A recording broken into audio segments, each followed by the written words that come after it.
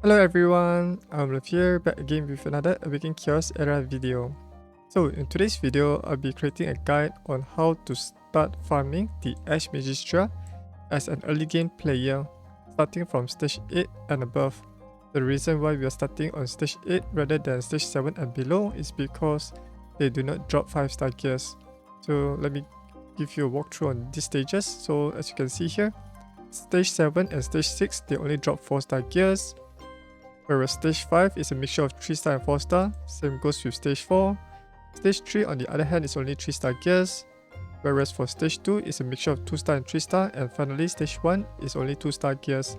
The reason why we start on stage 8 is because 5-star gears will help you improve your hero's damage output as well as their survivability even greater compared to 4-star gears, because they have a higher cap on their stats that they can improve on their primary stats as well as the substats. And the prerequisites to start farming on stage 8 is to have at least 2 damage dealers on your account that are level 60 and that also are decently equipped. So let me give you an example. Like for instance, I have like Zachary and Celine here. They are all level 60, and this is the one prerequisite. The second prerequisite is the hero must have an AoE attack. So as you can see here, Zachary has a ultimate ability that can deal damage to all enemies. And then the third prerequisite is those heroes must be decently equipped with gears that are properly upgraded so that these damage dealers can deal sufficient damage to the enemies. And finally, they also must be glyphed out so that you can deal more damage to them as well as to survive the enemy attacks. Alright, so that's out of the way. And let me show you the team that I'll be using to farm this Ash Magisteria as an early game player. So let me skip the formation to show the heroes. So as you can see here, in my squad, I have Joseph, Celine, Connor, as well as Zachary. Joseph as well as Connor, they are my supporter heroes. Whereas for my damage dealers, they are Celine as well as Zachary here. So let me give you an overview of what are their roles. So the first one will be Connor. Connor is at the the bottom left hand corner. Basically, he's my healer, and he's also capable of applying shield to his heroes so that my allies here or my heroes here does not take too much damage from the AoE attack from the boss. Furthermore, he can also apply attack up buff as well as defense down on the boss with his single target ability. And then we have Joseph here. Joseph is also quite crucial in this squad because he's able to cleanse away the bomb that is placed by the boss. The bomb will prioritize the bomb target based on the hero that has the highest attack stat. So for instance, right, Zachary here in my squad has the highest attack stats here. And then we have Celine as well as Zachary. These two heroes have AoE attack, which are important to clear out all of the fire imps that will summon around the boss. If you do not destroy these fire imps, then they will do more damage to your heroes. And a very important note that you need to use AoE damage dealers like these heroes because you will not be able to target them with your abilities because they are not shown inside the battle there. So you need to use AoE damage dealers.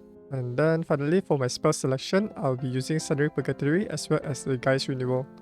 Sundering Purgatory is to apply the AoE defense down so that the enemies will receive more damage. Whereas for Guy's Renewal is for supplementary healing in case if your heroes are injured quite badly. Alright, so let's see this team in action. So at the start of the battle, I speed tune my supporter to go first, then followed by my damage dealers like Celine or Zachary here. The good thing about Joseph is he's able to apply that attack up that can last 3 turns so that you will bring on from wave 1 as well to wave 2. So all my supporter heroes have already applied the shield buff as well as defense up buff. So when the boss performs his AoE attack, my heroes will not receive much damage. This will increase the survivability of your heroes. And do take note that the bomb has landed on Zachary. This is done intentionally because Zachary has a 4-turn skill cooldown on his ultimate ability that deals AoE damage. So this synergizes really well with Joseph because Joseph Once he cleanses away that bomb debuff that is placed by the boss on Zachary, he also gives a bonus turn to Zachary. This is really important.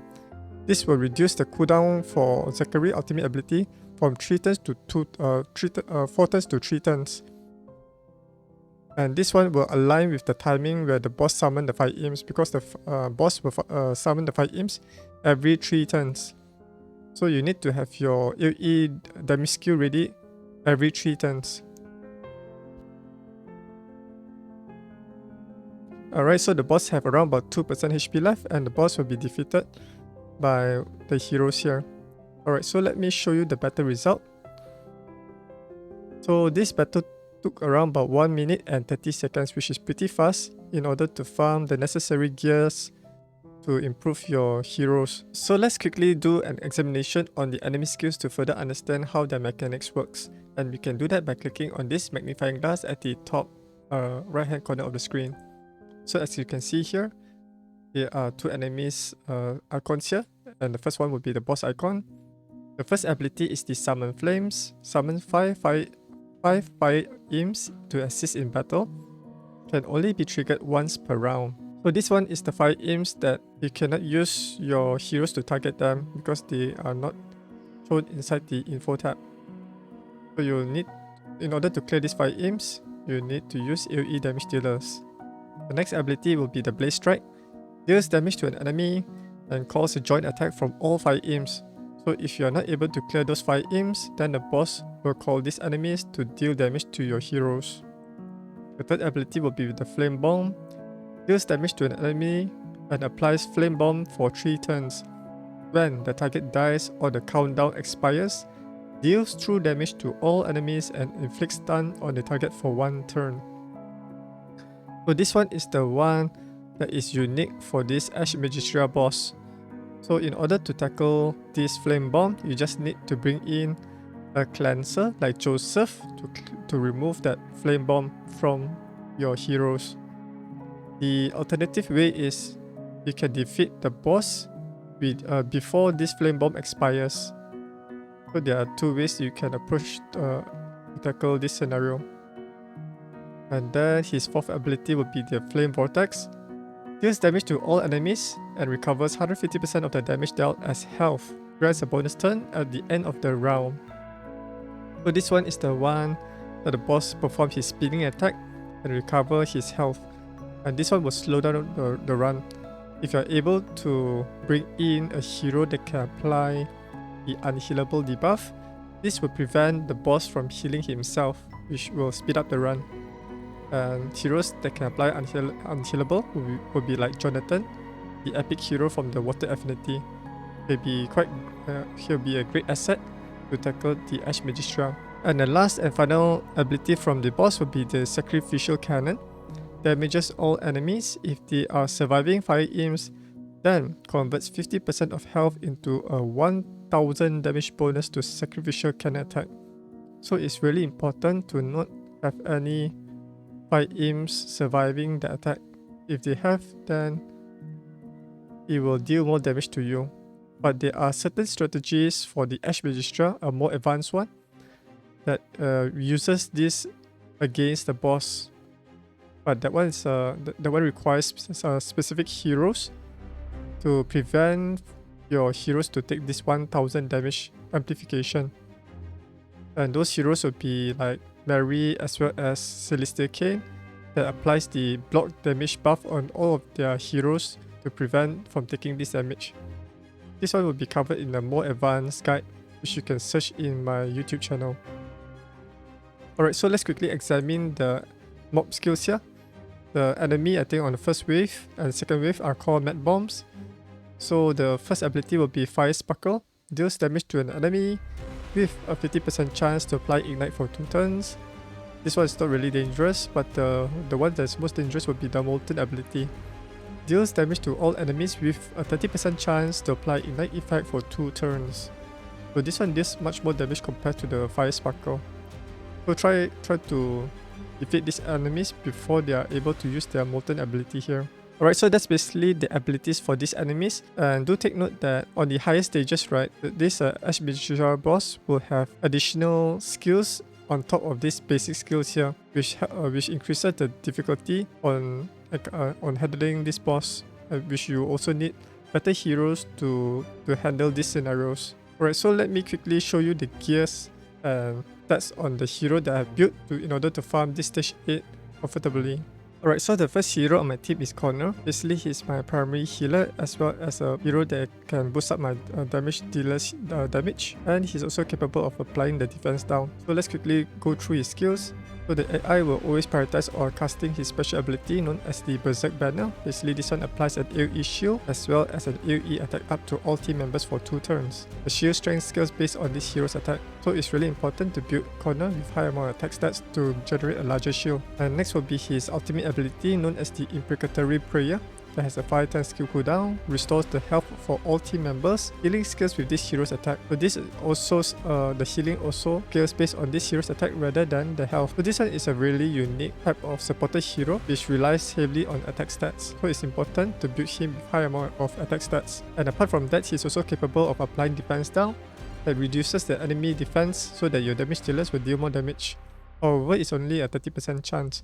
In order for him to apply this defense down, and prevent the enemies from resisting it, you need to build him with high amount of focus stats. So let's see the overall stats for Connor here.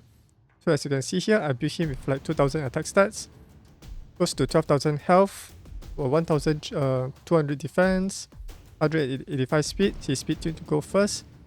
You can either speed tune him to go first or second, it doesn't really matter as long as it's before your damage dealers. And then he has around about 23% focus, which is I think sufficient for the current stage. Alright, so let's quickly go through the equipment stats here. Starting with the weapon, there's some speed, attack, as well as a flat stat defense. Ideally, this one will be a health percentage or defense percentage. Next will be the helmet with some focus, 2 flat stats of defense and attack. Ideally, this one should be HP percent or defense percent or something that can improve their survivability. This is the armor with some health, defense, resistance. This is a speed boost to speed tune him to go first or second in the battle. This one has some focus, but the substats here are not that great. Ideally, this one should have like HP percent, defense percent, and focus. And finally, and then we have the health ring with some critical rate, attack percent, plus stats attack. Ideally, this one should be attack percentage. And finally, we have the attack necklace with some bad substats here, which I will replace this one once I get a better gear. So looking into his glyph, he's almost completing his level 5 glyph. Only left out the wild blood that provides additional attack, and then also the ancestral glyph that provides him with a 100 plus defense. So I'll complete this one once I have the sufficient energy to farm this glyph from the Adventure Mythic. His abilities are all maxed out to reduce their skill cooldown and also improve their damage output. So let's quickly check out the Corner's Mastery. I have not invested any mastery books on him, and it's not necessary to use books on him here unless you have a surplus elite mastery books to improve his physique, gear or ability mastery. If you want to invest mastery book on him, I recommend you to get for the gears to improve the weapon, head, chest, feet, neck and hand stats. And also for his, I think for ability mastery it's not necessary because this one is mostly tuned for PvP, player versus player for arena. So this one is not necessary. For the physique mastery effect, it's good to have the speed up buff, speed up stats, health and defense. So go for the physique as well as the gear mastery for PvE content early game. Alright, so that's basically it for Connor's build. Let's move on to the second hero on the team, who is Joseph. So here is Joseph. Basically, he's my primary cleanser, as he can cleanse the bomb debuff that is placed by the boss through his special ability here, Inspiration. That is a 2-turn skill cooldown. Removes all negative effects from the target, and if successful, grants the target a bonus turn. So what it means by if successful is referring to removing that negative effect. If there are no negative effect, then Joseph will not be able to grant that target a bonus turn. So this one works really well for heroes that has a 4-turn skill cooldown. You will reduce that cooldown of the target ability from 4 turns to 3 turns. Then Joseph has this ultimate ability, Improvisation. It's a 4-turn skill cooldown, which applies an AoE attack up as well as AoE defense up to all team members for 3 turns. So this 3 turns is really nice because it will last from the first wave as well as the second wave when you're clearing the enemy mobs. And the defense up will provide some additional survivability when you're going against the boss to reduce the damage intake. And apart from that, he's also able to apply this speed up to your ally with the highest attack to go first in the battle to deal some damage. Let's check out Joseph stats here. So he has around about close to 11,000 health, 1,000 defense, 163 speed, and 33% focus. During battle, right, his speed is not 163, it's a 10% of it, so his speed is roughly around about 179 speed due to this trait. This experience trait allows him to gain additional 10% speed during battle, which is not reflected inside the overall stats here. That's why you can see that Joseph is much faster compared to my damage dealer who has higher base speed stats on them. Let's quickly go through the gears. So currently I'm gearing Joseph with a double radiator set and 1 Terra set. Double radiator set provides 30 speed and Terra set provides a 15% health. So let's quickly go through the equipments here. So this is the weapon with some health, attack focus, and critical rate. This is the helmet with some agility, defense, critical damage and attack. And this one will be the chest with some attack, critical rate, precision and health. This one is a health boots with some plus health and defense percentage. And this one is a health ring. And finally, we have a focus necklace here. So all of these equipments, right, they are farmed. Some of them are farmed from the adventure mythic. Some are obtained from clearing the Ash Magisteria and so forth. So these items will be replaced once I have better gears. And the most important substats to prioritize for Joseph will be the health percentage, defense percentage, focus and speed. The rest of the stats doesn't really matter because he's not a damage dealer. You just need him to survive the enemy attacks. And let's quickly go through the glyph. So currently I have his level 4 glyph all maxed out. So left out the level 5 glyph. We can give him additional speed like getting the speed glyph, as well as the one that can improve his survivability, such as the ancestral glyph that provides him with 100 defense stats here. His abilities are not maxed out because you only need to have his ultimate skill cooldown to be 4 turns, as well as his inspiration. For his basic ability, you do not need to max it out because he doesn't deal much damage at all. And for Joseph Mastery, you do not need to invest any mastery books on him because he is good as it is. If you have surplus mastery books, you can go for the physics mastery to improve his health, defense and speed, as well as his gear masteries as well. For the ability mastery, it's not necessary because he doesn't deal much damage from his true strike.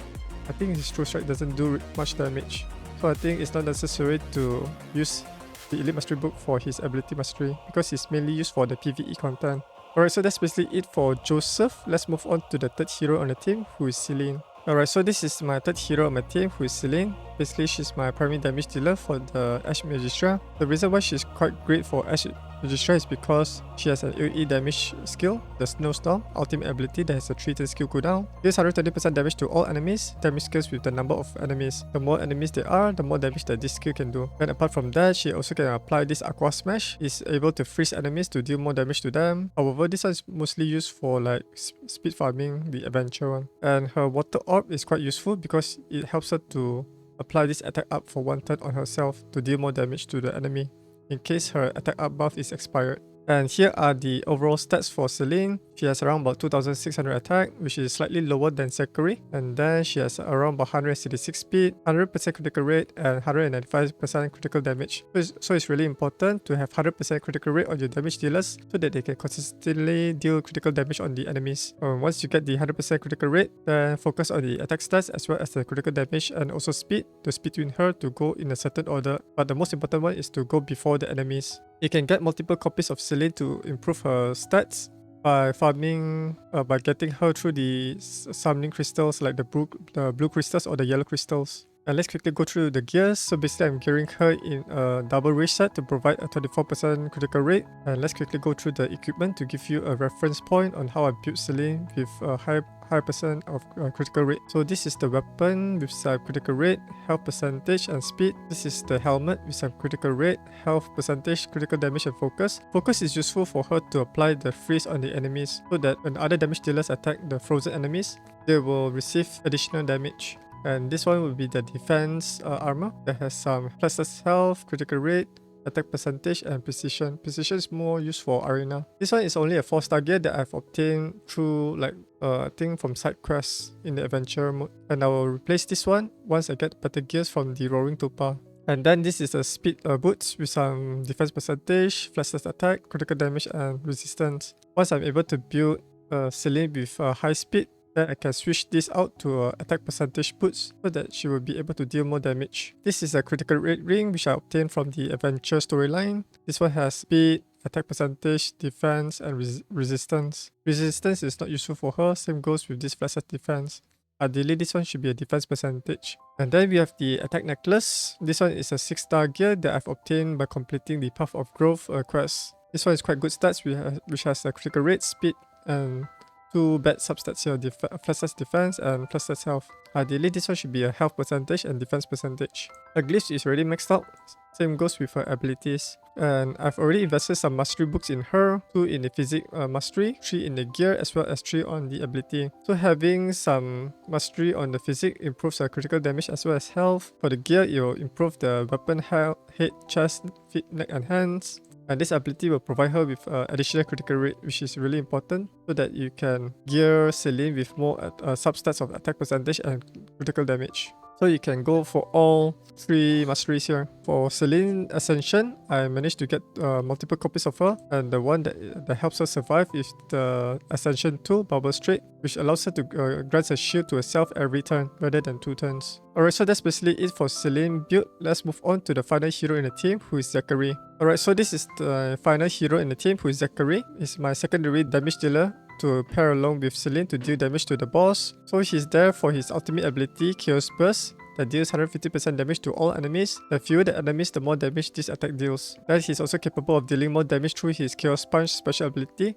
if the target has less than 50% of max health remaining. And he's also capable of applying attack up buff to himself, like Celine, by using his basic ability here. And the most powerful one would be his Chaos Slaughter trait, which allows him to do additional AoE attack whenever he is able to defeat an enemy or when his allies defeat the enemy. And here are the stats for Zachary here. He has around about 3170 attack. His attack tune in order for Joseph to cleanse away the bomb debuff on him. He has around about 10,000 health, 952 defense, 129 speed, 100% critical rate, and 178% critical damage. He does not need any focus here. So just prioritize on the critical rate, then attack, critical damage, and then speed. Health and defense will be added additional bonus. And for his gears, I'm currently gearing him in the Warrior set as well as Raider set, and Race set is a mixture of set to provide him with the sufficient stats in order for him to perform well. Let's quickly glance through the equipments here, starting off with the weapon. There's a critical rate, speed, health, and attack percentage. This one is a 4-star gear, which I will replace it soon with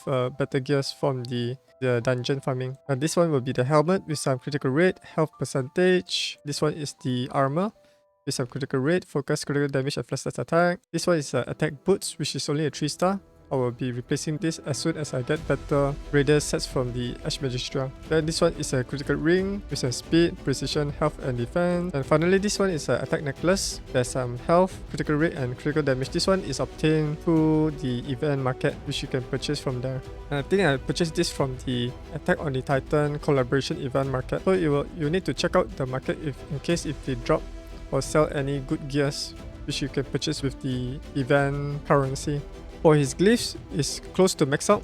The remaining one would be the Blast level 5 to provide him with additional health and resistance. And then his abilities are all maxed out to reduce their skill cooldown and also improve their damage output. For the masteries, for Zachary, I did not invest any epic mastery books on him because I think for mid and to late game, he will not deal much damage. So it's recommended to save those epic books for better epic damage dealers like Natalia or Hitoshi. For his Ascension, I got 1 Ascension for Zachary. You can get 1 copy of him by using the promo code so that you can get at least like first Ascension for additional attack stats. So that's basically my Zachary build.